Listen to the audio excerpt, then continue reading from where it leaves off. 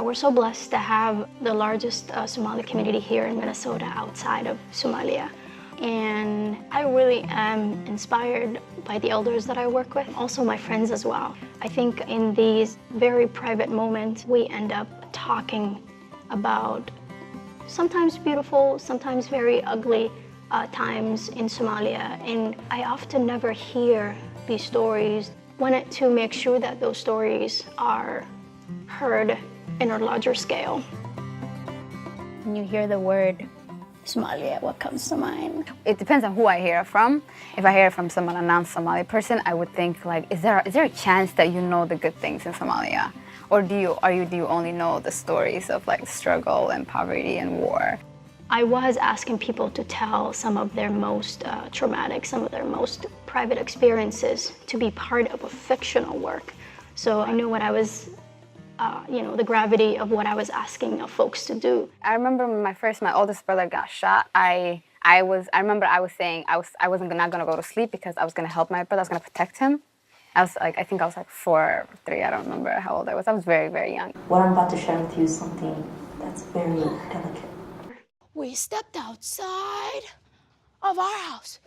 Whoa, even more gun noises. Bunch of cars moving really fast.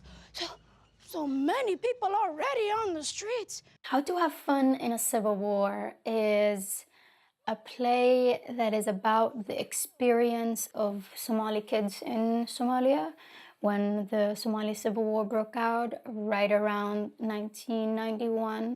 I love that the play is told from a kid's vantage point and inspired out of my personal experience of having to leave the capital, having to flee the capital.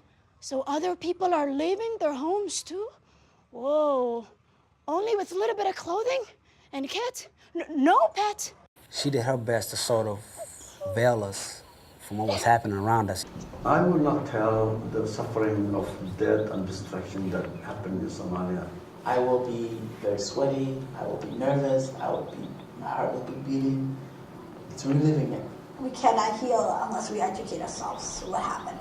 Forgetting's a good thing, you know? I see our community like healing itself, in a really big way. You just started the conversation.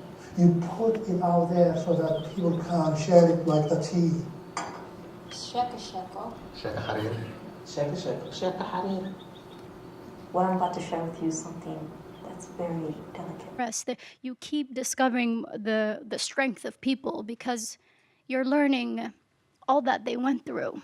The play was really to create a space for people to get together. It's almost like the entire play was the tea-making process.